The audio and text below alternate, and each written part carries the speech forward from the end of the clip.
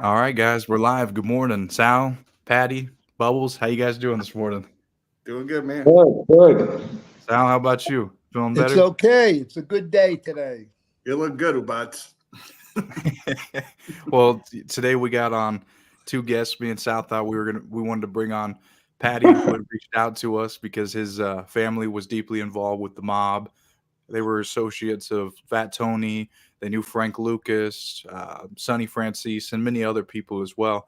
And Sal crossed paths with a lot of those guys as well. So Patty reached out and we're like, man, maybe we can connect something here, do some kind of live show and talk about it.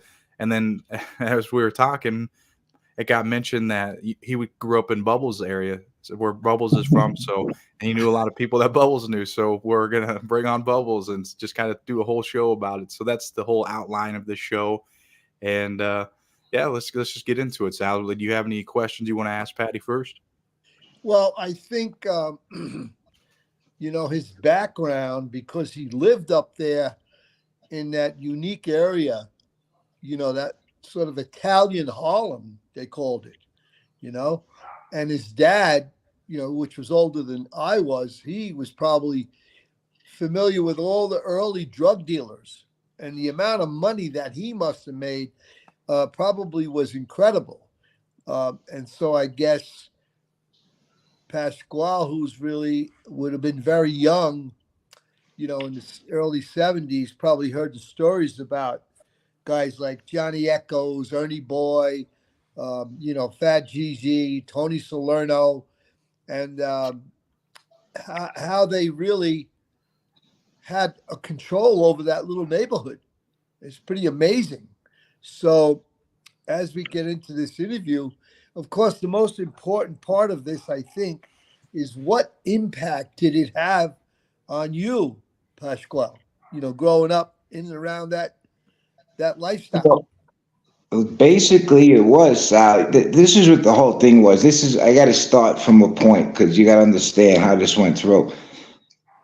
I wasn't born. My father first. He went during the war, through World War II. He had to go. Everybody went into the. He went into the. Who was it then? Not the Air Corps, they were called back then. Remember? Okay. Instead of the Air Force. So he went into there, right? And he got in early. He took his dead brother's death certificate and he went in at 17 years old because he wanted to get away from everything. So he goes in, right? He's in there. About a year and a half, my grandfather dies, has a massive stroke. So now he's like, they call up. He goes, all right, I'm coming home. So he goes to get permission. They denied him. And I was like, are you kidding me? You out of your mind. He's like, I'll fix their fucking asses.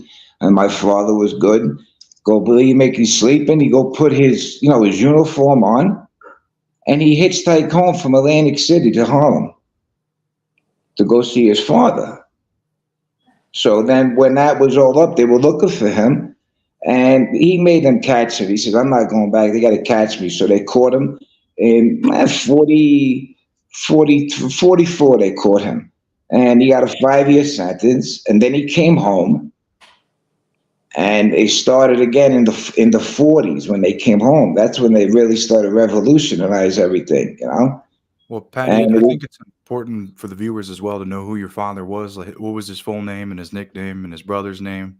All right, no problem. My father was Pasquale Patty Pontiac Malizia Sr. Patty Pontiac, they were the Pontiac brothers from Okay. East Harlem. There were 6 of them, but 3 of them were in their life. My father, my Uncle Ernie, the youngest one, and my Uncle John, which is, they used to call him Cockeye Benny because he had a cocked eye, And yeah, it's weird, a bunch of characters, And basically, when they came up, they worked their way through. They were kids when they were running the streets because between the 3 brothers, my oldest uncle, who was born in 1912, my father was born in 1924, and my youngest was born in 1933. So there was 21 years between those 3 brothers. Wow. Quite a bit. So they just went And my youngest uncle, they caught him one time in Jefferson Park, right across from Rayo's. Right now, he That's was the about famous 15. restaurant, Adrian. That's the famous restaurant up in Italian Harlem. Oh, okay. Okay. From Pleasant Avenue on 14th Street. Right. And my uncle was in there as a young kid, and my uncle, my older uncle, and my father, they were doing their thing. They didn't know. They got all of a sudden they got a phone call, and my mother's girlfriend, she was looking over the park, and she's looking, and she goes, "Man, that's Ernie Pontiac. What is it? He's a kid. He's in there, and he's pitching dope. He's 15 years old, and he's selling bags of dope, you know." And they told my father and my uncle, they went there, they gave him a beating. He fought with them back. And then maybe a month later, they took him in with him. But he don't want to listen, so you're going to come with us. So we're going to control you. So you don't get in trouble. You know what I'm saying? And they put him on to the dope game. Yeah, well, they took him in. It was their brother. You know? I mean, they ain't going to let, you know. They were all cut out of the same mold. You know what I'm saying? So Bubbles, basically, I was going to say, Bubbles, do you have a question to follow up with him on this? No, it's good. I didn't know this. You know, I know him from the Long Island part of his life. I don't know from this part. Okay. Sal, which direction you want to go with this one now? Like just more about his father and uncle then? What he, don't forget, he was born in 1966. So what he heard as a kid growing up, what it was like in the 1950s back there. I mean, as we looked at, let's say, Bronx Tale, what you realize, the authenticity of the life, Paul Maturi painted that life pretty accurate. But of course, there wasn't drug dealing in that movie. It's just that what it was like, because it was very concentrated. And when I went to prison in Lewisburg, the guys from Harlem, they didn't say, I was 117th Street and Pleasant Avenue. They said, oh, yeah, I hung out on 112. And a couple of guys hung out 114. That's how they identified themselves, where they hung out. And everybody knew everybody there. If a stranger came in that neighborhood, they'd look at him. What's going on here? Like blacks didn't come into that neighborhood and the whites didn't go into, the black neighborhoods, which wasn't far away. Tell them how far away the black Harlem was.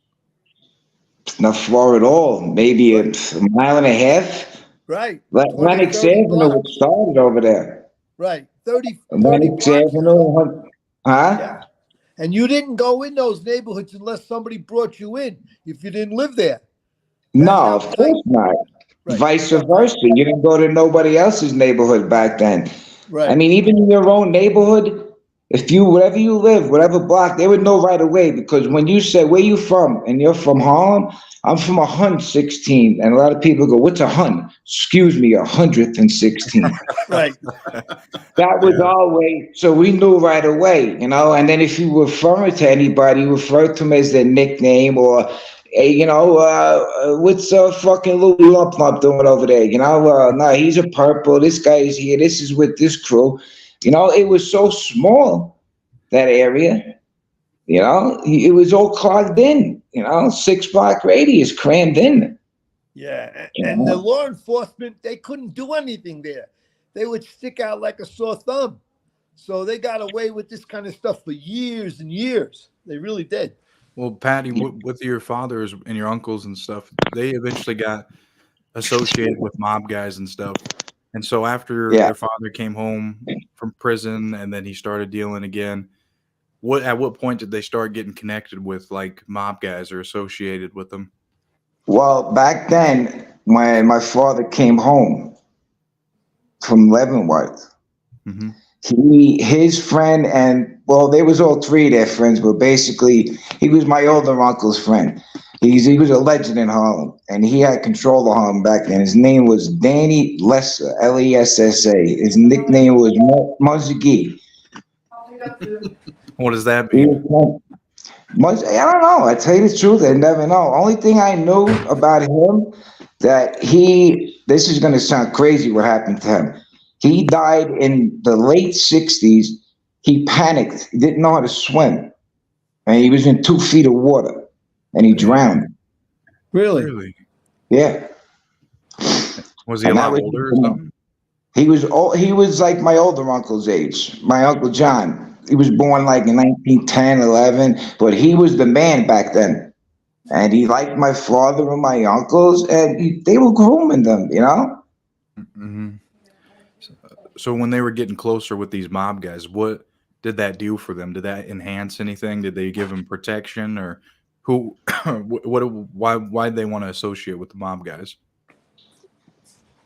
That's who they idled back then. They used to sit around, you know? I mean, they went to school, but they didn't go to school. And then whatever they had to do, they had to work. So they all dropped out.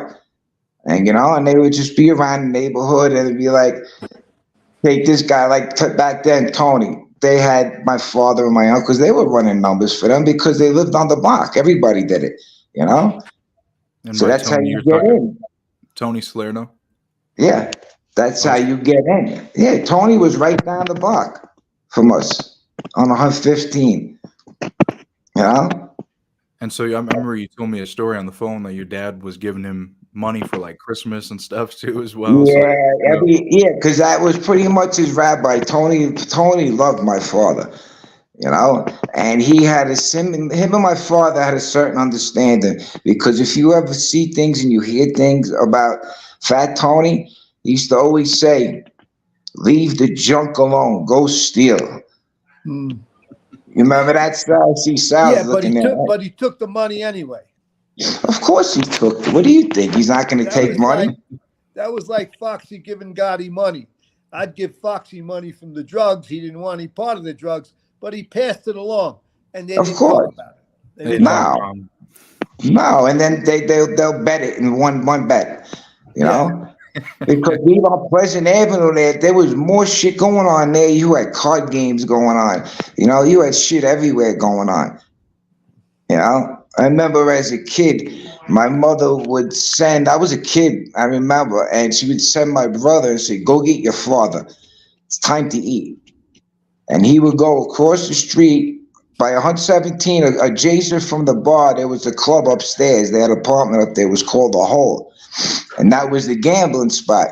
And they would have it all decked out with beds and fucking food and fucking, you know, where you can hang out if you want to get away from the action, if you know you want to get laid or whatever. But they would be up there, and my brother would come in and telling me. I was like, "What was it like up there?" He goes, "Forget it. You walk up there, they would buzz you up. You'd walk upstairs. You had to go through a checkpoint, you know, for them to see if you had anything. If they knew you, they let you in.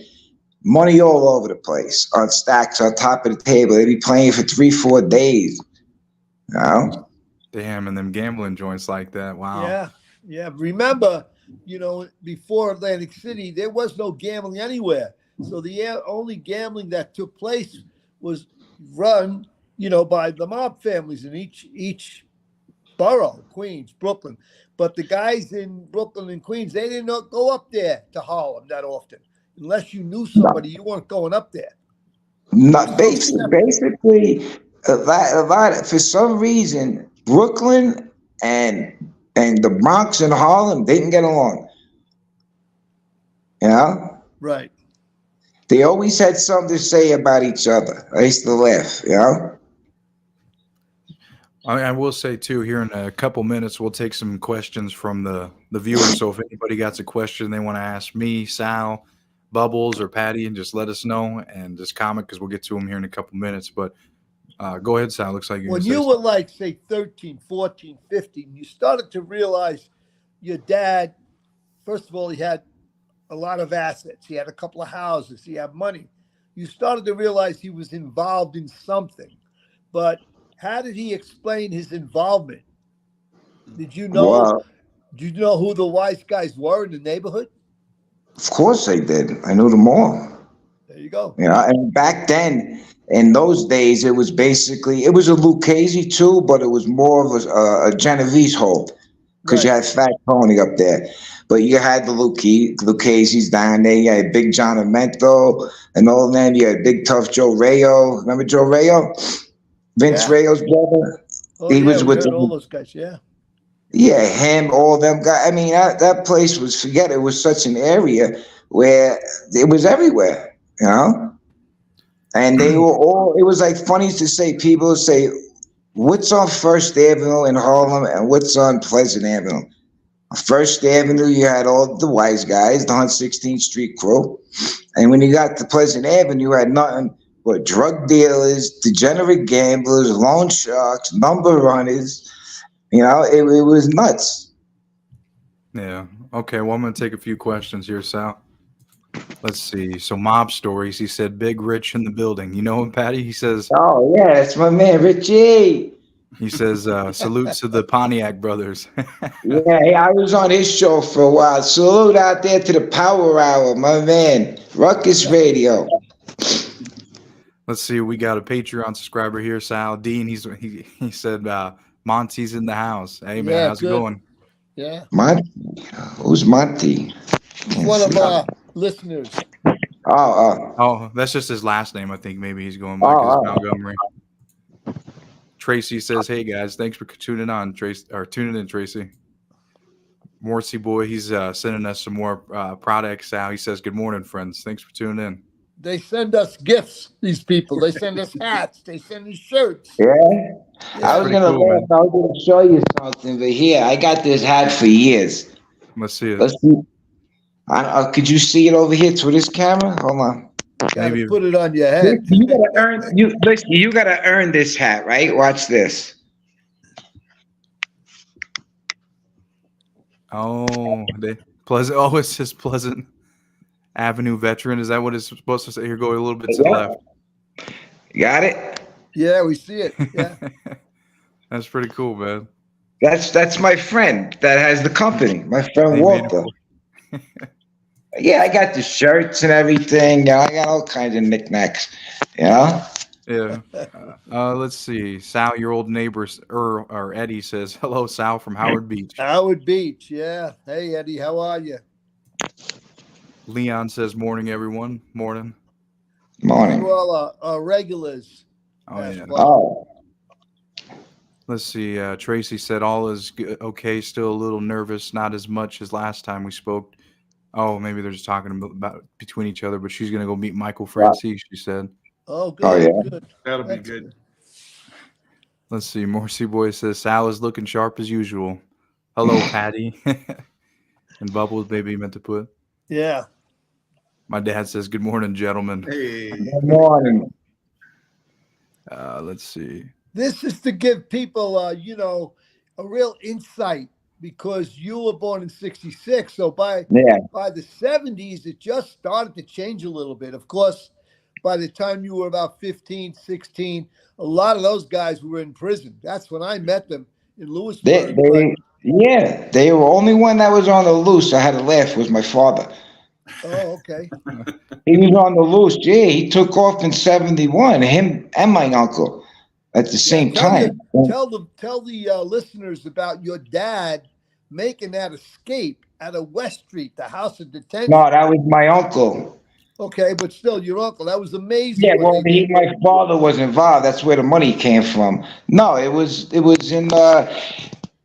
That's when I told you my father split from my uncle because he was hanging out with undesirables. You know what I'm saying? Yeah. Well, he didn't like my father. What happened here? You might. Anyway, I got it. Wait, what's happening here? I read how they paid off a priest. Yeah, well, let me get this straight. Hold on. You see me now? Wait, my finger's in the way. Okay. What's going on here? Just move your hand. There you go. No, you know what happened now? My uncle and my father, he says, "You're hanging out with these people. I don't like them. You know, because I'm not going to get popped because of you, because you don't want to listen." So he goes, "You go your way, I'll go my way." He goes his way. Winds up getting caught. They pinched him in it was January of '74. Goes to court, February. All right, they convict him. They find him guilty. They give him, it was 15 years or 10 something. And he's waiting there in West Street. And for 6 months, they planted this whole escape, with the guard and the chaplain. And the chaplain, supposedly, he was going in and out doing them favors because they got a styrofoam box. and they got the key from the guard, which they had to bribe them $50,000. But you want to hear the funniest thing? What? They get it all done, right? Everything is good done. The money's there. They got the key. They got their plan to go. So they were getting ready to go out. My uncle pulls the key out. He sticks it in the lock and he turns it. It don't work. He jumps up above him and he grabs a pipe. So they're right by the door. And he just got up and with his leg, he just kicked the door open. Really? And they all went out. Right They out all of went West Street. Could you out of imagine? West Street on a Sunday morning in September of 74. And my uncle's son, my cousin Richie, he was waiting up the block in a van. And he grabbed them and they all took off. Sal, weren't you locked up there? I was in Lewisburg. I did hear about that, but they kept it quiet. The government didn't want people to know that they actually made that escape. And how long was your father on the loose? My father wasn't out of the escape. My uncle, he was on the loose. They grabbed him coming back on the plane because he used to come back and forth from Miami. You know, to come back up to see his family. So they caught him on the plane in 77. Oh, 3 They years. were watching him. Huh? That's a long Yeah. time to be on the run. Yeah, he was on for 3 years, but then my father was still out there because he would trench under my father. He was very, very low key, my father. He used to drive around for a man that had all kind of money like him. In the early 70s, he had a 1972 yellow Volkswagen Beetle. He used to drive around, which became my car later on for Long Beach. Yeah, and I mean, because I used to lay here, I used to go with him on the lam. I was a kid. I didn't know what was going on yet. You know, I didn't see my father again until like 73 or 74 after he left in 71.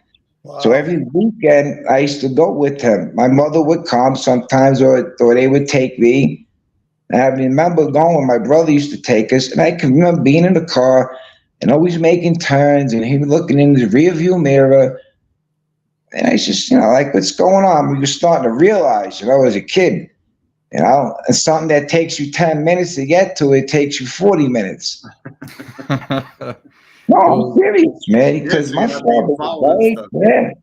You know Long Beach, Bubbles. My father wouldn't come in Long Beach because he knew the way he was. Yeah. Yeah. Bubbles, too many people with diarrhea mouth. You know what I mean? Just to fucking get him because they wanted him so bad. I was going to say, Bubbles, you got a question for him since he's talking a little bit about this Long Beach? No, it's just, you know, we grew up in the Long Beach area. That it was a crazy area too because Long Beach was kind of split up in 3 sections. You had the East End was kind of like the rich Jewish end of the town, whatever, and then the central part was a very black neighborhood. And then the West End was like being in Queens. I mean, no one grew up like they all came from someplace else. It was Italian, Irish, and they were tough kids. Like our town, I came from a little town right next to Long Beach called Island Park. Yeah. And you might not remember this, you're a little bit younger, but it used to get so crazy, like with fights, that we had a drawbridge that connected the town. They would put the bridge up to calm shit down because when I was back with the who was that? The Gents there in Island Park? Gents, yeah. That's who I remember. I remember. I was getting muddy. Long Beach. Well, half of Harlem moved to Long Beach. Yeah. Really? Yeah, man. They all came. You see, once everybody started going and everybody would go like up to the Bronx or Yonkers, they all floated out, man. So especially the West End. Yeah, West End was tough. It was a tough town, and it was everybody knew each other, so our towns didn't get along. So when I started hanging out with guys from Long Beach and hanging on the West End, you know, I had to be careful because I'm with these guys that know me, but some other guy be like, "Who the fuck's this guy?" And they'll hit you in the head when you're not looking, you know. So, it was, but that was like my little connection to almost the city because everybody from there was from the city some way, you know, Brooklyn or Queens or the Bronx. Exactly. And or Harlem, but they were fun guys. There was a bar on maybe 3 bars on every corner. I mean, when I was a kid, right?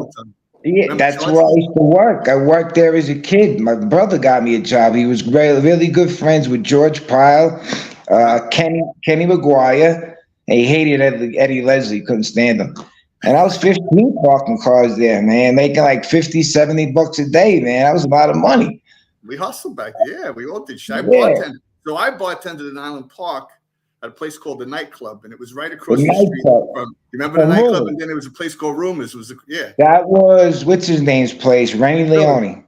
Yeah, Rennie owned the nightclub. Yeah, I'm You very know who close his son to was, right? His stepson, right? I know Rennie forever. know- I just spoke to him, man.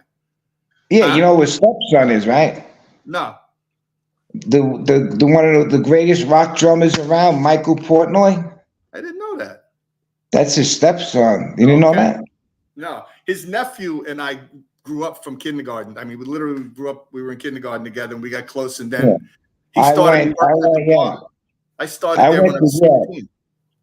I went to camp with. I went to date camp with Mike Portnoy. Okay. And down in the West End, as we were kids, man. I think he's a year or two younger than me. So So I remember him as a kid. You know. And Rennie was good because Rennie was dealing, and he was a straight-laced guy for the most part. Yeah. He wasn't involved, and he opened up clubs. With mob guys had clubs all around. I mean, Philly had owned half Island Park with Speaks and Channel 80 and Rumors and all those places. But Rennie fucking battled them. I mean, he always had a club, and he did good. He had Zachary's, and he had Buttles, and he had a couple places. And when Leone's shit was in Long Beach forever. Yeah, see, I don't remember that. I was too young. I think that might even be like his father started Leone's, and that's how he got into the restaurant business. Yeah, over there because you had that area had a lot of activity. I mean, Paul Vario lived in my town. He lived in Island Park, and he kind of oversaw these clubs. But Phil Bazile was kind of the face of the clubs. Phil, he was the scapegoat there. Him and Chubby. Remember Chubby? Chubby was my guy. I was going to ask you. I told Sal, if this guy knows Chubby, he's legit. Yeah. He used to laugh. He used to come up. He used to go, "What's up, Skip?" Chubby, and he used to look like this, and Chubby be in the corner fucking blowing. I just snip and blow, banging broads in the office. One of my favorite stories, you know, Frankie, Phil's son, Frankie. Frankie? Who's fucking calling my phone now? Oh, he's getting a call. I'm trying to shut. No, I got. I wasn't a fan of Frankie. Yeah, Frankie as a kid, him and my father's Goombada, his sons were closer. They lived right around the corner from each other. Okay. And we used to be there all the time. So with Frankie always had them big boats.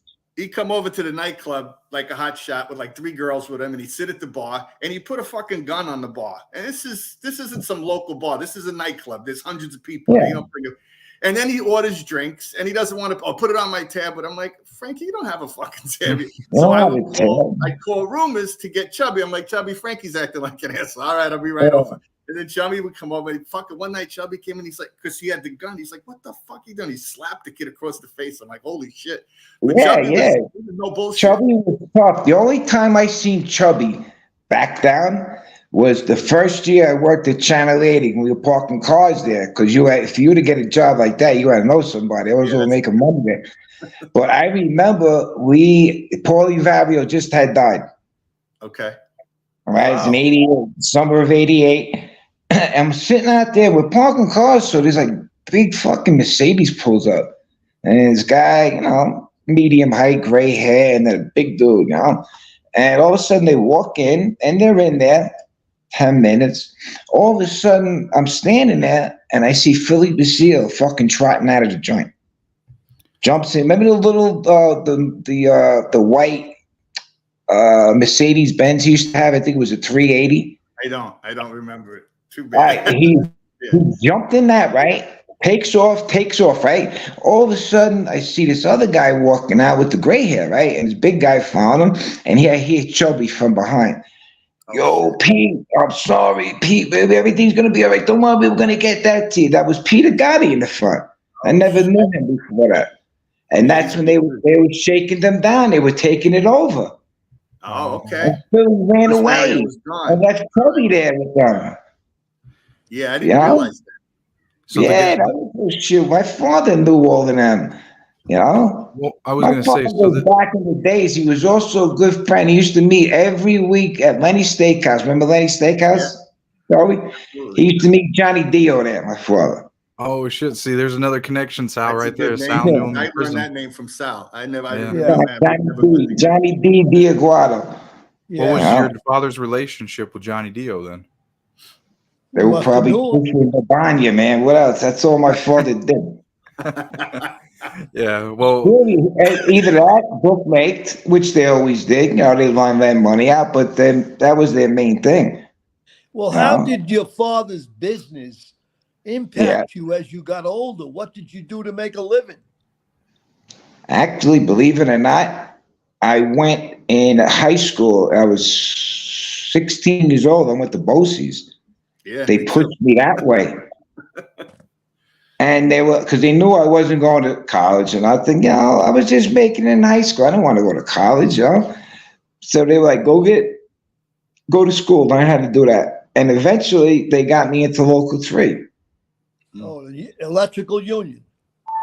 IBEW, Local 3. Yeah, Right in This was in Flushing. Freeport. No, the one on Parsons Boulevard Oh, okay. in Jamaica. Flushing. That's Jamaica, Flushing. No, Yeah. no, that was Flushing. Harry Van Arsdale Boulevard, which is Jewel Avenue. Right. hey, Yeah, that's the hall there. Yeah. let's get So some they of these. got me in that. Let's Nice. get some of these questions from the Got a viewers lot of on here questions. too. Yeah. Well, also when we come back after we go on some of these questions, Pastor Patty, you could tell us if you got involved in this business like your father and stuff was involved with. But here, let me take a couple of these questions. So this one's from Daddy Bad Stuff. It says, Sal, did you know any Milwaukee guys, Carmine, the Maliucci brothers, or Cayucci? Damn, Sal, you're gonna have to read It's that the one, fucking man. Happy Days cast. The Malachi, yeah, that's the Malachi crunch this guy's talking about, right, Joe? Sal, you're gonna have to read this shit. Fonzie, fucking Al from Arnold's Driving. This guy's Yeah, a trip. right? I didn't know any of those guys. It Where was is too, this guy? Where's he coming up with these? too far Who's away in running, man? Milwaukee. No, that's Milwaukee family. I just Carmine can't. Ragusa, the big ragu. Yeah, I mean, I'm not Oh, good man, with it. Ragusa. No, didn't know those guys. Thanks for the question, though. Let's see. This one here from Rudy says, "Good morning, fellas from Iowa. Thanks for tuning in, man. He's from Iowa. Rudy Iowa, from wow. Ohio. Let's see. Ohio. My dad said it seems like the gangsters back in the day didn't mess with drugs. They had their priorities, but what happens to little guys who needed money? So they did a side hustle.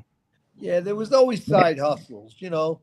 Remember, the guys who were moving the junk, the babanya, they had a lot of money, so they could buy and sell all the stolen merchandise, pass it out to other guys. Everybody got a little piece of the pie, you know? Yeah. Well, Pete here says, I think the drug trade was controlled by the bosses, and any renegades got clipped. Yeah, sometimes they whacked the renegades. They didn't want the competition. You see that word, renegades, right? Uh-huh. That's what my family was. They were all renegades. They did their own thing. Yeah, I mean, I'm sure that they had to pay a couple other people off, and the worst people that had to pay off was, and I'm going to say it right here and now because a lot of people don't think this is true, but it's 1,001% true. Was Sonny Grasso and Eddie Egan. And those were the two French. They were the French Connection cops. If the They people hung don't out know. in Rayos. They were always in Rayos. Right. You know? Right. And they used to send their flunkies out to go get their money. Yeah. Yeah, the cops had their own little extortion crew. So they took it. They took whatever they could get. And that's why it proliferated, because they were always paying off cops and guys got away with a lot. What the hell is this guy doing, man? This Martin says, afternoon, guys from London. Let's see. He had his question here, Sal. He said, did you, any of you guys ever hear of the Cray twins? Yeah, I heard all about that. Yeah. I recently did an interview with a UK production company, and they're connecting the Cray brothers, the twins, to Angelo Bruno in Philadelphia. And that documentary is going to come out by A&E soon. So they did connect the Crays to the mob. Yeah, that'll be interesting. Mob, and I think you're going to see that they had a casino, a secret casino back there in the UK. This one, Sober Polish Drama King says Malibu, California in the house. Good morning, gentlemen. Good morning, man. Hey, Good morning. Good morning. Good morning. let's go to Malibu. Let's go. Malibu. Pete This guy says I went to went Long Beach High. 72. Wow. 70. That's where my brother graduated, 72. The first year they opened that school. Yeah. Yeah. Tim here says, hey, y'all from Kansas City. I love the show. Sal, you kick ass. Well, that's good. I hope you enjoy it and get more people to call in so we can learn more. Guys like Pasquale, who had family involved, they tell the real story. And, you know, there's so many people that come on this show, they don't realize how secretive everything was. Very secretive. Right. And You couldn't say nothing. I mean, you couldn't normal things that people like that I would see was just out of the line was normal. Right. And Well- somebody else would see that, they'd be like, "Oh, what are you talking about? I was nothing, you know. I didn't see no. I think I just keep walking like tunnel vision." Well, Patty, we were going to ask you too about, did you get involved with that business after you grew up a little bit with your father, your family's whole drug business? Yeah, well, actually, my brother had his own thing going while my father was on the land. My brother was bookmaking. They were selling coke like mad in Long Beach. That's all they were doing, you know. They were doing about they had one guy, my brother, every week used to go to Jersey and meet this guy in Atlantic Highlands. They knew him for years when we used to live in Jersey, and he used to take a quarter key a week, a little more. He used to take 10 ounces a week. He used to take, and every time we go back and forth, and I'd be going with my brother. I remember we used to go because he had just bought a BMW back then in '81. They first came out to 320i's. And he went there and bought it for cash. He gave the guy 16,000. Yeah, they wanted like 18. He goes, "I'll be right back." He came back and went and got the money. He goes, "Here, open it up." And it was 16,000. The guy took it. Yeah. Wow. See, in So those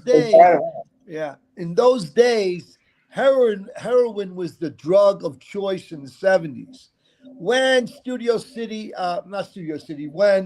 when the discos opened up. Studio 54. Studio 54 and all that. Then cocaine started to get in. Well, the price of heroin used to be $200,000 a kilo. So they started to drop the price so they could compete. In the beginning, it got like that. Yeah, it got that bad. It got really high, those numbers, man. It was ridiculous. In the beginning, drug dealers gave away cocaine. When I say in the beginning, like in late 60s, here, give this out. We want to make this a popular drug. They gave it away for a while. People don't know this. That's what they did with the crack too. Yeah, that's what happened with crack. Same shit. That's how everybody found out about it. I used to laugh, right? I used to look out, right? They had spots around in the neighborhood, but they would watch.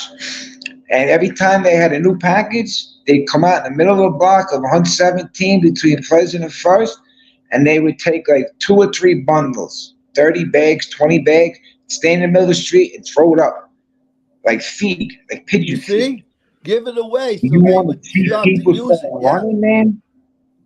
It was unreal. I was like, what the fuck is going on over there? You know, I'm like, oh, they just testing something out. And they're throwing it around. I watched that Griselda show, the woman in Griselda. That's how she did it. Everybody was selling coke to like the guys that were partying. She went into the rich neighborhoods, these country clubs, and started giving it out to all these country clubs for free, just handing it out. And then everybody got fucking hooked, and then she had all of it. She took the land. That's right. Yeah, there was a lot of interesting marketing. Forget Frank Lucas was the first guy to put a label on heroin. Yeah. Everybody knew his little mark. And see, I'm going to tell you something. Listen to this one, right? Sure, that's what I was going to ask. I was a kid, right? We were living in Jersey. And my parents had a wine cellar that my father built after he built everything else in his house.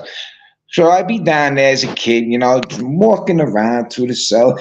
And all the time I would see these cases of Tatons of champagne, right? It'd be like 4 or 5, just piled high.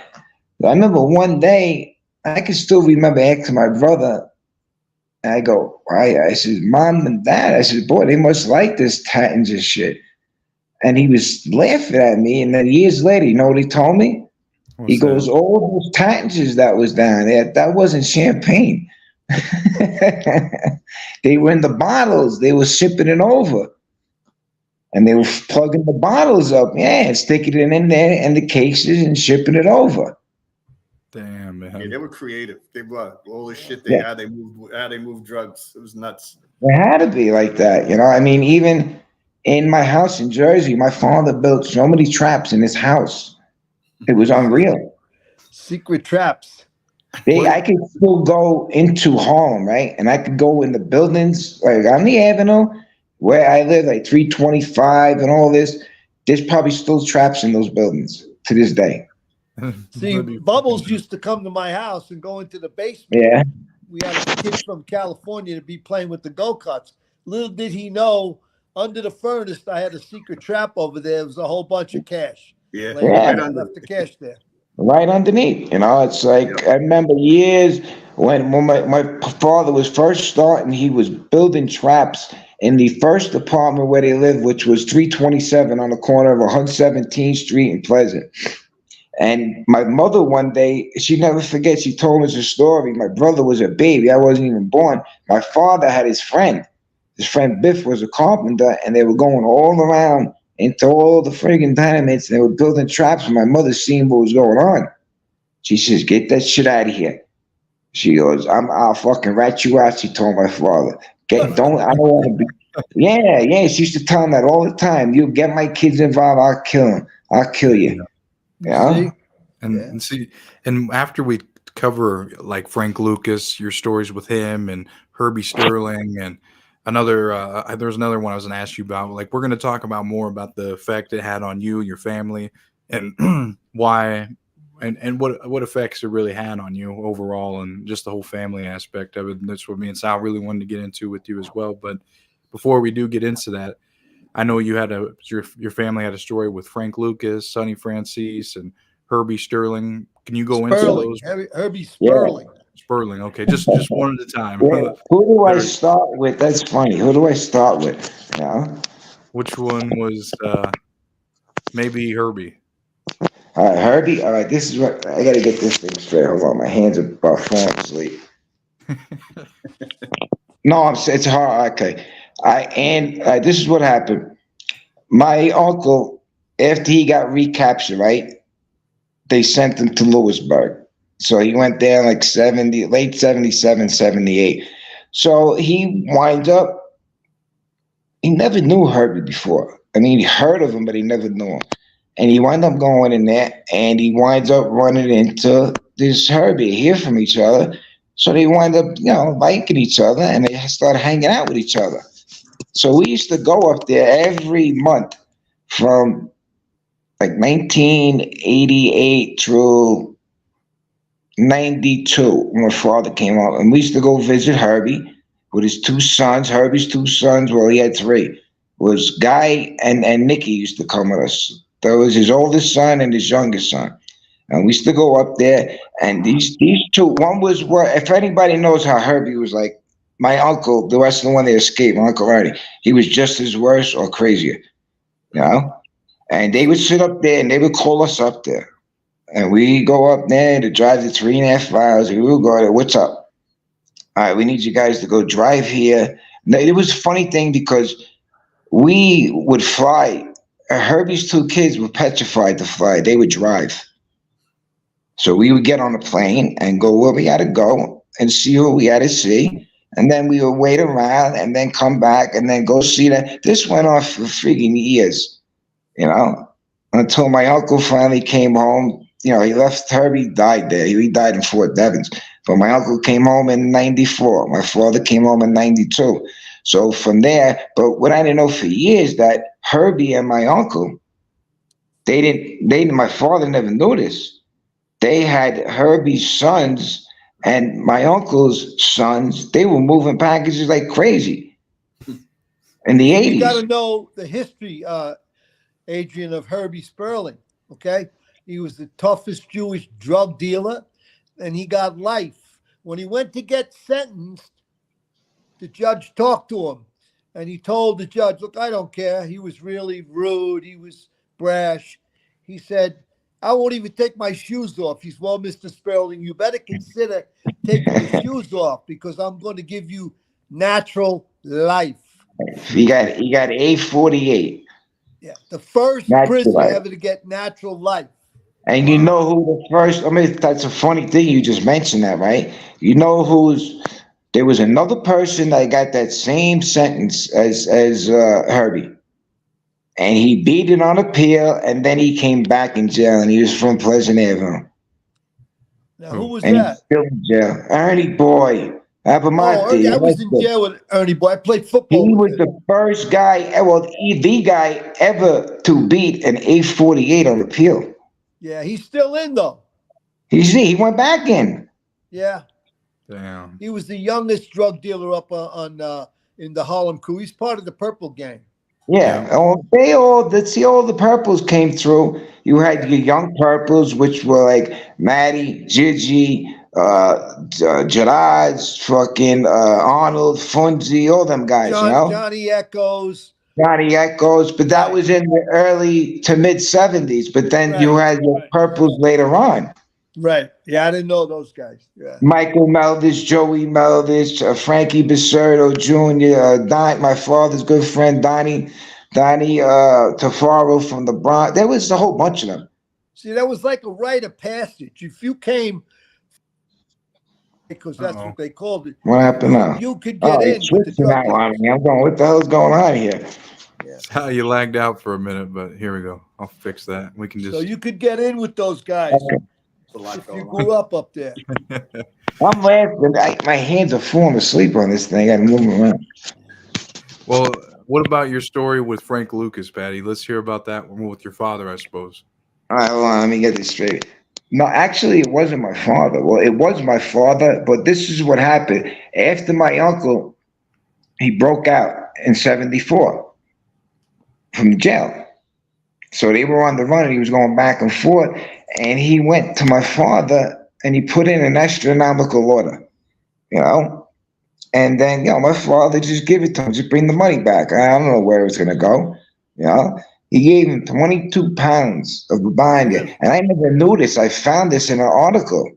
Wow. You know? And they drove it, him and this guy, Mario Perna. But what my uncle didn't know, you know what Mario Perna was, right?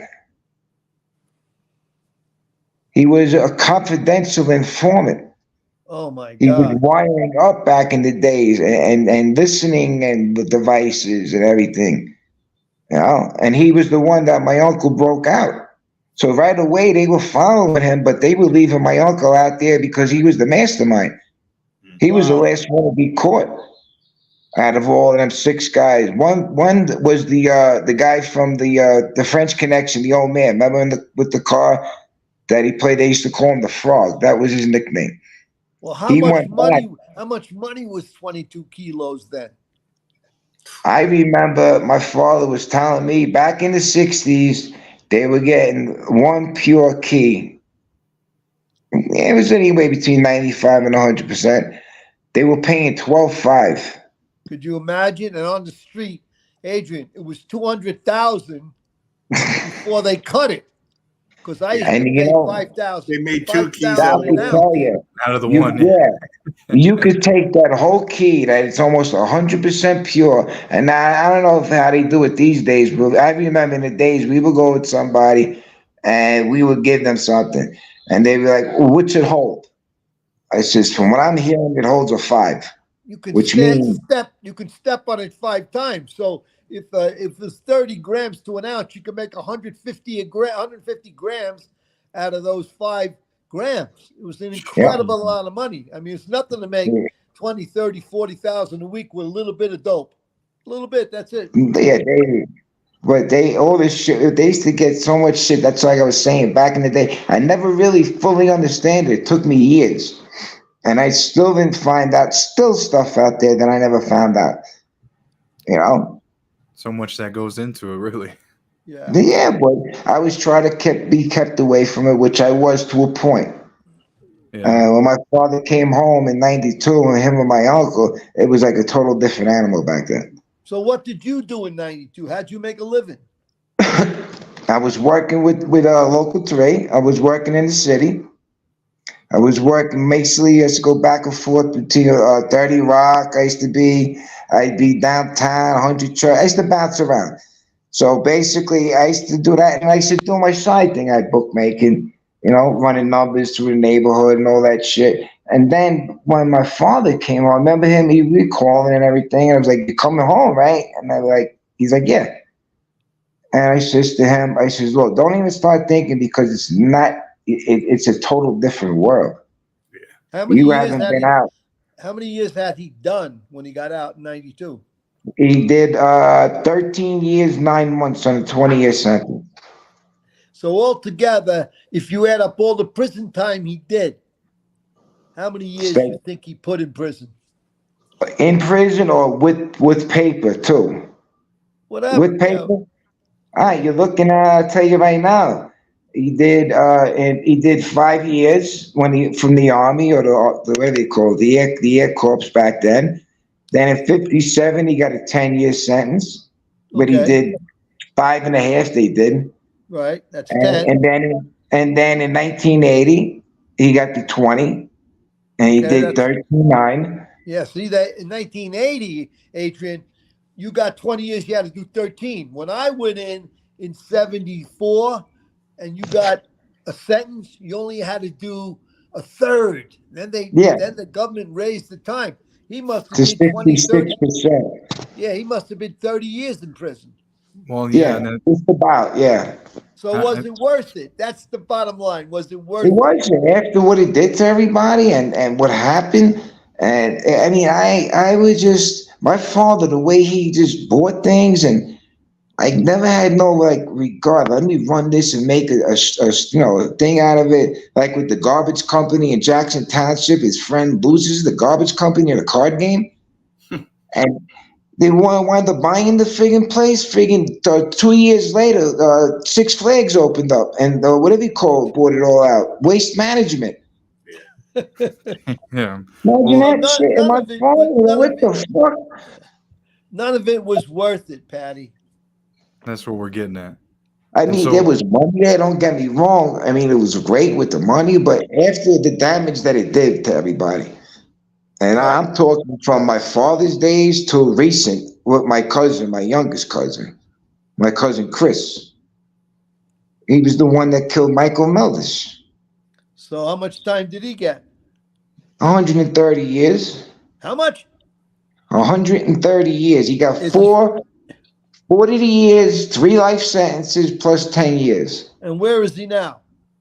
Right now, he's in Victorville in California. Yeah. He was close with Maddie Madonna, which that's how my cousin got in there, because of my father. Yeah. That's all you know, Adrian. Yeah. As a kid, you learn this stuff and you follow their footsteps. And like I said to Pasquale, look, he got out of New York, in the middle of the country. That's what happens, Sorry, Adrian.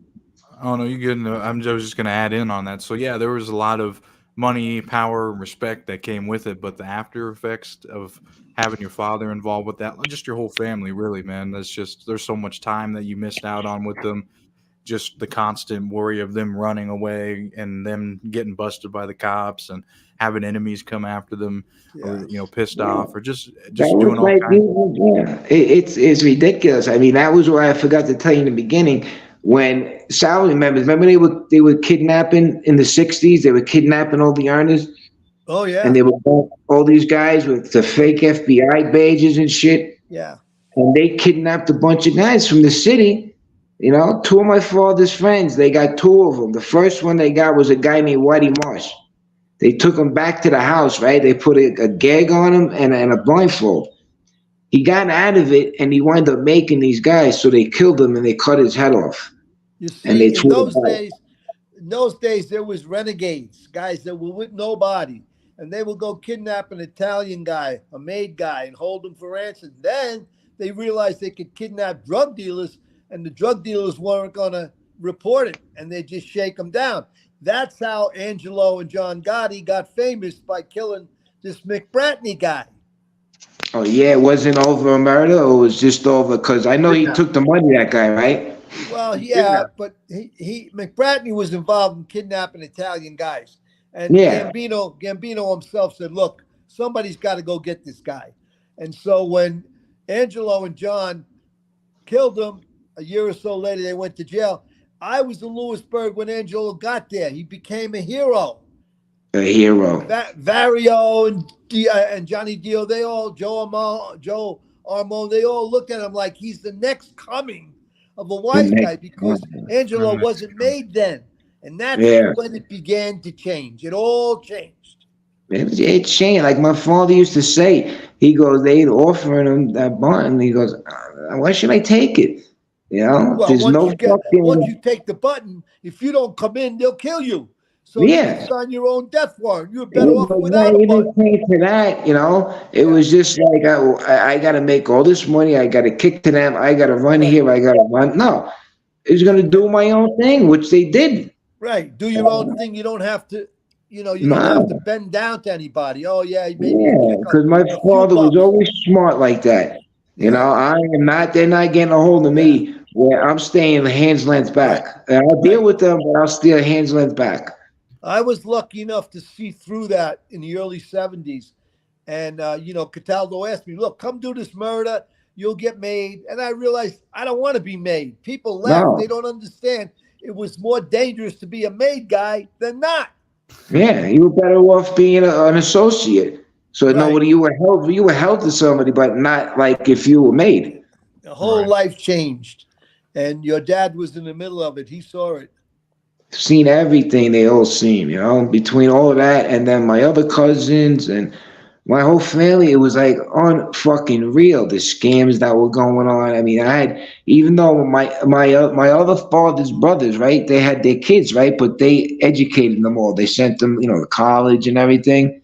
My other uncle, my Uncle Al, right, and my Uncle Vince, their two sons, right, they wound up going to college, being investment bankers, and whatever you call it, certified accountants, the what they call them, the certified PSAs, CPA. See, thanks, Joe. CPA, and my cousin became that, and my other cousin became the banker. And I'll never forget this. My father was just in jail, and it was like 1982, and my cousin opened up this banking thing, you know. And I remember they were investing the money every month. I think they had maybe like 20, 30,000 invested, and they were getting returns back 14, 18, 20%, 25%. And this was coming every month. So they did okay. And what happened in the end, listen to this one. My mother was a bookkeeper for years, from the 50s, right? And for some reason, she would grab everything and look at everything, you know? And she was looking at it for years. And one day, I remember her saying, she goes, no, she went to my brother, we got to get this money out of here. She goes, I don't like what's going on here. It's just a paper trace that I don't like. We wound up like taking all the money out. Not even 6 months later, they got busted, my two cousins, for a Ponzi scheme. Oh. No, see. But they wind up, we got the money out before, but my Uncle Benny had money in there. And they took all his money. They never gave it back to him. And it wound up a big fight in the family with the brothers and the sister-in-law. Yeah. Well, they scoundreled all the money. Wow. Well, Patty, I was going to ask you too. So with your family and you being so young, and a lot of your family members were involved with criminal business, just selling drugs or whatever the case may have been. Like for you, it had to have been glamorized. You've seen the money and the respect your father, family, uncles got. So for you, it was probably like a really big turn on to like, oh man, I want to get involved with that. But like for you, being a young kid at that time, you experienced a lot of stuff like that. So there may be other kids in that same situation. How do you avoid a kid getting involved with that? Go to school. Don't hang out on corners. Put your head in the books. Do what you got to do. Take a civil service. It's not worth it, believe me. It looks like it's worth it, but after all the damage comes out, who died, who did 100 years, you know, who's doing 900 years, you know, who don't talk to each other no more, and it's all over money. All of it. It's about greed, of course. It's about greed. The 7 deadly sins all have a form of greed in it. Yeah, it's true. Bubbles, you got a question you want to throw in there? Yeah. No, man, it's just, it's the regular story. It's just, we talked about how I wanted to do everything with Sal, but my old man luckily was straight. He kept me out of it. But, hanging out in Long Beach, when I couldn't get through to Sal to do shit with him, that's when we got into the Long Beach area with the guys that we were talking, the Bassi brothers. And there was some badass guys down there. And we started doing our own shit. And we would do things. When you did shit on the street, sometimes it was almost like being in a farm team. Like you try to steal shit, you hit a tree. I remember we robbed the fucking truck one time. We got underwear, or whatever. Like I don't know how many photos of fucking underwear, but you wanted the bigger guys to see it, and you'd be like this rookie coming up the ranks, Right. And so, like I said, when my father wouldn't let me get involved with Sal, I created my own way of trying to be involved. In this West End of Long Beach, there was a lot of shit down there between drugs and stealing and stuff, and we all wanted to do that. We used to get all the goods from Brooklyn on the docks. Yeah. Oh God, the docks. A lot of people's fathers worked on the docks, and they would take shit home and just bring us stuff. Yeah, I never forget that year. I think it was 1989. Cigarettes were still like $2.50 a pack. I think they were. And Brian, you remember Brian O'Neill, right? What?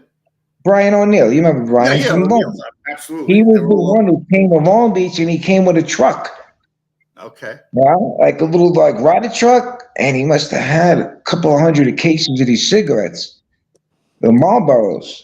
Yeah. And back then, he was giving it to us for like $12 a carton. And back then, carton, it was like $2.25 a pack. So it was basically like for 10 packs, it was $22. We used to sell it for $19, $20.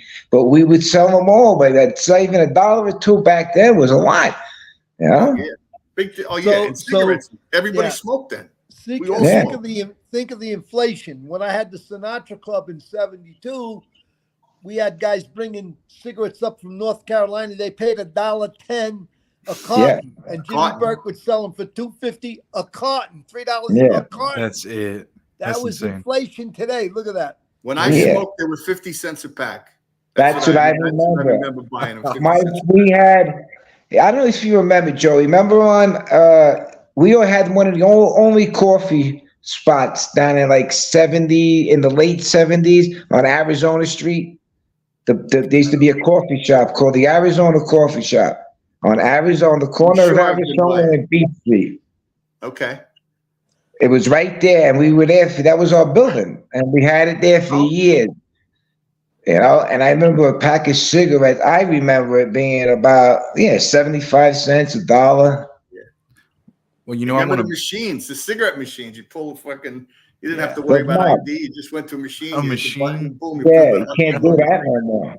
Well, I wanted to bring up a point between you two guys, Patty and Bubbles. So Bubbles, it looked like your father had some kind of influence on you to stay away from that life, but you did stray away a little bit, and he was more strict. But like Patty, on the other end, like his father was involved with the drugs, and so Patty ended up getting deeply involved in the criminal business and stuff. So I mean, there's a difference here, like that. I'm just trying to make a point of like the parents' influence on their children. Like it goes a long way, and that's not to diss anyone, but I'm just saying like the influence between. It just goes to show like how kids get involved with stuff when they get older and what they see around them and stuff. And that's the point I'm just trying to get at, because me and Sal, we try to understand this because we want to make sure that what we're putting out there is like trying to be beneficial and help people out and understand how. Yeah, we're not glamorizing anything. No. No, but everybody in a way of a form. You could talk about it however way you want it, glamorize it, shit on it. It's all going to come out the same way. If you look at Lucas, who made hundreds of millions of dollars, I mean, think about it. He didn't have anything when he died. He didn't have anything. Nope. He had nothing, and then he came back at the end after he did his 4 years, whatever they gave him, after he testified against half the police department, and who else he testified against, and he got popped after that, like not even a year later with an ounce. He kept going back to what he knew. He knew. He ruined his life. I was in Lewisburg. There was a black guy who was an amazing basketball player. I saw him score 100 points in the winter of '74, and nobody. Earl Manigault? What? Earl Manigault? No. This guy wound up getting out. He was the drug dealer. He could have got $250,000 to play in the NBA, but he didn't. So for years, he kept getting out and going back to drugs. Recently, maybe 10 or 15 years ago, Nike recognized him because he started a group for the kids to learn how not to deal drugs, okay? Yeah. And all the NBA players knew him. I'm trying to think of his name right now. He was just an amazing athlete, and they recognized him. Michael Jordan recognized him. He was from Harlem. I can't think of his name this moment, but somebody Black out there guy? knows. Black guy? Black, amazing. Errol Manigault. No, He not went to that guy. Benjamin Franklin High School. He was a basketball player. This was in the 60s and 70s. Yeah, that was Errol Manigault. No, not that guy. I can't think of his Sure. name. He was the Anyway, player that came out of Harlem. He went to Benjamin Franklin High School in East Harlem. I played with But him. people know who this guy is. They even did a story on him, and now he's sponsored by Nike, doing anti-drug commercials. Yeah. But this guy used to bet $10,000 a throw in Harlem. He's involved with the Rucker. The Rucker. Up the Rucker Park. Yeah, 55th. yeah. Bubbles rolling his eyes. There Somebody was a out there. lot of people that went through that park, man. Yeah.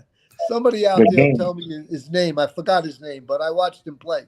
He's a pretty amazing athlete. So, he couldn't get away from the drugs, and that's what happened to Lucas. That's what happens. Even that Herby Sterling, he was dealing drugs while he was in prison.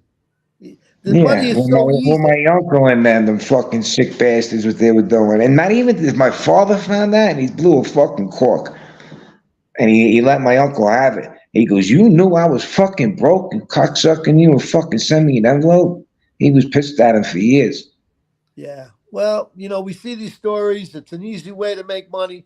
But in the long run, you sell your soul for it. That's what you do. You sell your soul for the money.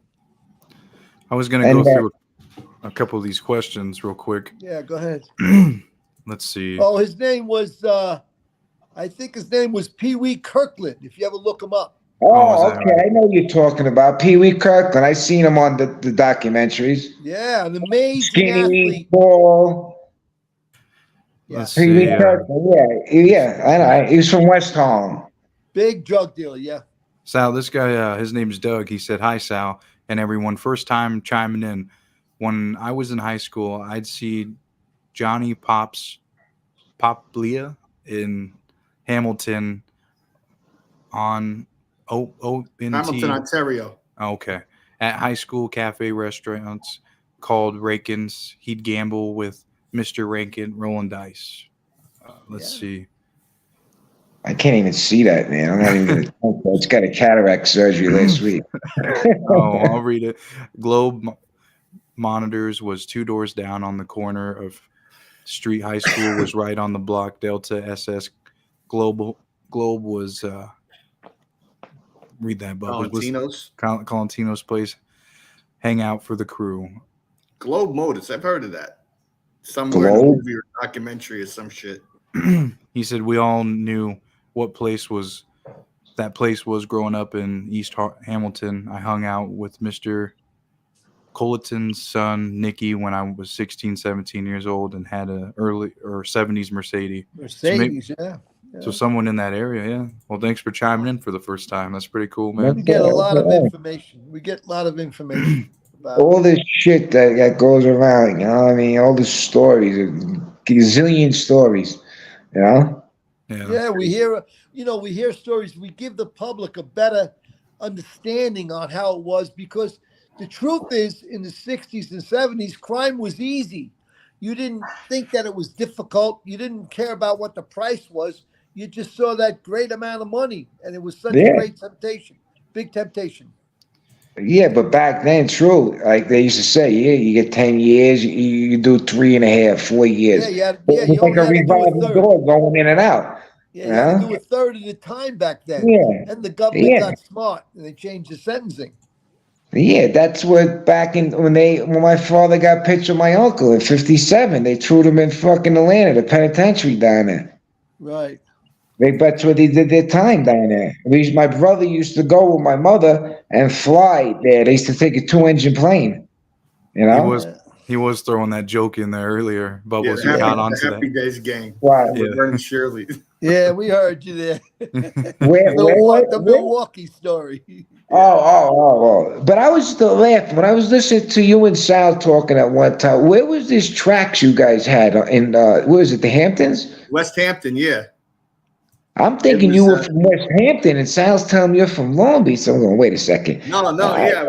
It's from Island Park, but we raced. That was the only track we had was out in West Hampton. So we go out there all the time. Yeah. Oh, That's when he was a kid. 50 years ago, I met him. 50 years. I met him in 73. Imagine 50 Where were you years. living in Long Beach when you met Sal? Island Park. I was in Island Park. Oh, He was you in were Island Park.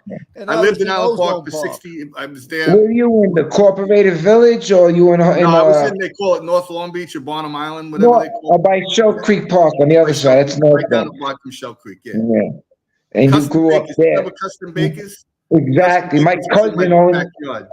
My cousin owns Ever Ready Roofing right there, right by. I just my spent the year cousin. back in Island Park taking care of my dad. I was back there for a year. Yeah.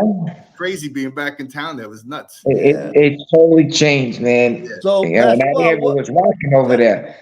Pasquale, tell us what you miss the most about, I'm not saying where you are, in the middle of the country, that you don't have New York stuff. What is it that you miss the most? Pizza. Port our pie. Yeah, food, like Italian food. I mean, I gotta laugh at people out here. They go, right, I'm looking for the decent, place to where I find pizza, and I still haven't found it. And all these people are biting on all this shit, and like, oh, this is great. I'm looking at myself, and I'm saying that they don't fucking know nothing, man. Nothing. You don't know. One day, listen, I'll give you an example. One day I'm driving with my wife to Vegas. We're only a couple hours away. We stop in a little town called Boulder City, right? Boulder City, yeah. I see a sign flashing pizza. So I go in there, always looking to try something. I go in, I get a couple of slices. I come out, I go, this tastes like New York pizza, right? Yeah. I see an old woman sitting there and another woman. Then I go back every week to get this pizza, right? Finally, I talked to the woman. She said, oh, yeah, my son owns this place. I go in there. I say, what's your name? He tell me his name. I said, you're from Queens. He goes, yeah. I go, where? Maspeth. I go, yeah, he knew Joe Messina. Everybody knew Joe Messina. I met Joe Messina when I was a kid in fucking Otisville with my father. I said to him, well, let me ask you a question. What cheese are you using? I go, you're not using Grandy cheese. He said, how do you know about that? I go, I know. It comes from Milwaukee. All the guys in New York, the pizza joint, they use Grandy. He said, that's what I use here, Grandy cheese. So now when I go there, I buy pizza, $15. Hey, Sal could make pizza. We were going to a go-kart race. I can't remember if we were upstate New York in the middle of the country or something, but we went in a pizza place. And the guy pulls out the pie and puts it up and Sal's like, no, you're doing. He went behind the guy's counter. He starts dialing the fucking oven. And he's you gotta have it on 550. He's thinking, and he put it back in. I threw it up in the air, pounded out. You gotta have everything right, everything synchronized. Yep. But you want to talk about great pizza? My first cousin, right? My Uncle John, my Uncle Benny, his daughter. Now, I don't think you're gonna probably hear of this company. You ever hear of? They're not around. They sold out a couple of years ago. Roma Food Incorporated. I know that company. Yeah, they were big. That's my cousin. My cousin married Louis P. Uncombe. Yeah, they were based in Dallas. I know that company. No, they were based in Piscataway. That was the two houses they had in Piscataway. Then they had one in Dallas, Fort Worth. Right. And then they opened one in San Diego. Roma Foods. I know that company. Yeah, that's my first cousin. That's crazy. But Gino's Pizza was the best in Long Beach. Yeah, but now it's shit, man. I know, but that was like a treat when we went to Gino's. You know what the best pizza was? You know who had really good pizza in the West End? Who? My friend's parents. Right on Ohio Street, San Remo's. Remember San Remo? Yeah, absolutely. Across from Seatown? All right, they were there for years. They sold out about 25 years ago. And they had the best pizza. They went in there and voted them the best. They gave the whole thing for it. That's what you miss, the pizza. That's it. Pizza and bagels. I miss bagels in the morning. No one can make bagels either. Just in New York. Water. Or a good ham and egg. Water, man. We went to Like you go out California. here, yeah. Like Yeah, even now, those you get bagels a are good. bagel. It's like a different fucking slamming and crooked, And I'm like, what the fuck? I won't even eat it, because you got to pay top shelf out here to get something Oh, good. sure. I can't blame it. They gave me I roast asked beef. the supermarket guy if he had broccoli Rob. He looked at me like I was What? fucking asking for Yeah, something 2 years, from the right? moon. He's like, a So what? I'm that's like, broccoli Rob. expensive. Yeah, then I don't think you got to go to somewhere and get it. I mean, some of these produce markets have it, but it's Yeah. expensive, man. Yeah. Well, to kind of wrap up on today's live show, Patty, we appreciate you coming on. Bubbles, you as well, of No course, problem. always welcome. Patty, Thank great you. meeting you, buddy. And Hey, no problem. I'll keep in touch with you. Yeah. Let us know. You let us know what you think we could tell the young kids how to stay away from this sick crime. I mean, today, look, you could shoot heroin years ago, you wouldn't die. Today, you Yeah. take a little tiny bit of fentanyl, you're You're dead. done. Yeah. You're done. Dead. that's You're in all dead. these drugs, man. Well, even heroin, they're getting high for $10. They get a fucking dime bag. It's so cheap. It's Right. ridiculous. That's the mad. Coke at least had a That's the price mad. tag on it. Like I had to go to work They're to do coke. they're selling nickel bags of dope now. Fucking crazy. Really? Yep. Yeah, they are, because when my father came home, my cousin opened up one on 123rd and Lexington, excuse me. And everything was 10, and they put the 5 out there. Oh my God, they were doing 5,000 a day in nickels 5,000 a day. a day. It was like back and forth, back and forth, back and forth. Constantly. Well, it's just a dead end, and that's what me and Sal always want to Yeah. make it a point. Whether you're doing drugs or you're selling them, it's just going to end terrible. Either way, man, it don't end Well, well. the history's there now. You got to understand, when we were kids, the Wasn't history there. was starting, but the history of the mob when we were coming up was the guys from the 50s and 60s. So the Gaudis of the world and all those people, we were living while they were alive and living large. But now as grown-ups, we see the result. Yeah, I mean, they're all gone. That whole. I mean, I have deaths. So we're able horrible. to now going. Even I never seen one of them that died a normal death. Like they're very few and far between. Yeah, there's Right. a few. Right. So few. kids nowadays, I mean, look at all. I mean, you know how bad it was when my father passed away. You know what happened with him? I'll never forget. This was a month before he died, right? And he used to call every Sunday. One Sunday he don't call. So and I'm trying to get in touch. I'm trying to call up the Bureau of Prisons. I'm trying to call up there. I'm getting nowhere. So the next Sunday he calls. I says, what happened? He goes, you wouldn't believe what happened to me. I says, what happened? He goes, they found out he had congestive heart failure. And he got an attack, right? That Saturday. And they had to take him out on a stretcher and bring him out to an outside hospital. And he made it there by the skin of his teeth, and they brought him back to life. Wow. He came back, right? He was back in there. 3 months later, he gets the same attack. And it was at night. It was at 10:55 at night. They had one PA on for, I think it was 1100 Federal Medical in the center. And he dropped on the floor, my father. Matter of fact, he was talking with Johnny Echoes. And he dropped right in front of Echoes. And Really?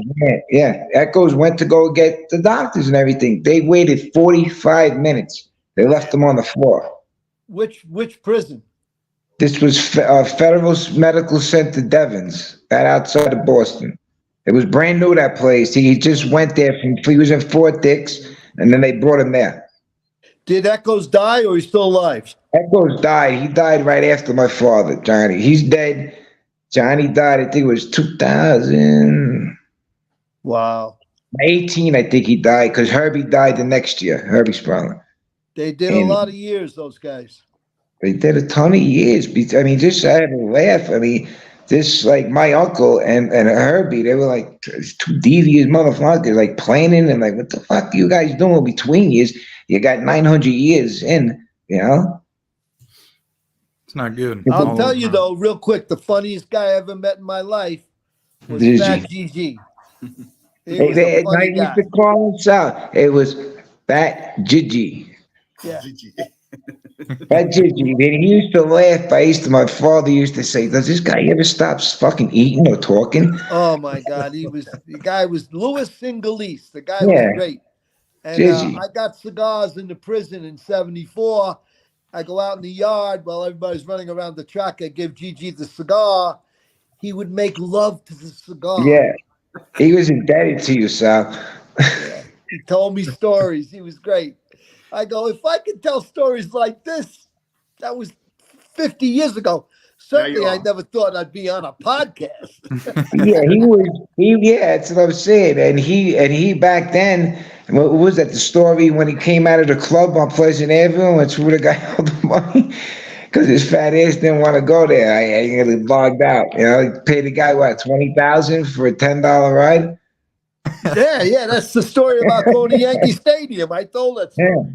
Yeah. Well, And it was like that, man. I mean, money everywhere. Everywhere you turned around, it was a bunk.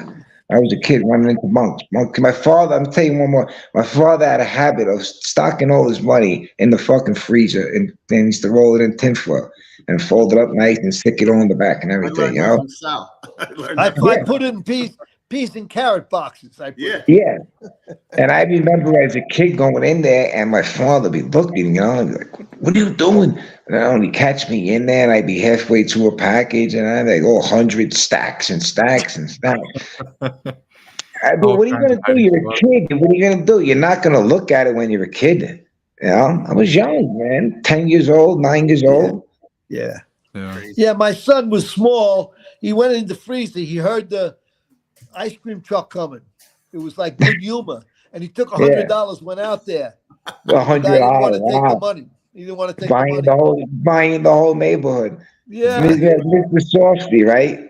Mr. Softy, absolutely. He used Well, to come cruising through the city. It was like a free impression. It was so fucking hot. You seen him, you're like, oh my god, you were glad to throw him a 20 for an ice cream cone. look at this guy. He's looking for a steak. yeah. Yeah, He's probably talking about in the freezer or some shit, just Yeah, there joking you go. around. I'm looking for a steak, yeah. not your He's money. All walking right. Well, around. it's good having you on the show. We enjoyed you, Yeah, Pasquale. man, that was cool. Thank It's you, nice guys. I catching up. appreciate it. Yeah, well, I'll play our ad. If I'm driving across the country, because I drive a lot with my wife, we go to Yeah. Ohio. I'll probably stop where 25 meets 40 and call you. I'm not far from there, man. I know where you are. I know. Yeah, I'm not far. I'm in the Heights, which is I We know where all, you are. we all live in the fucking boonies now.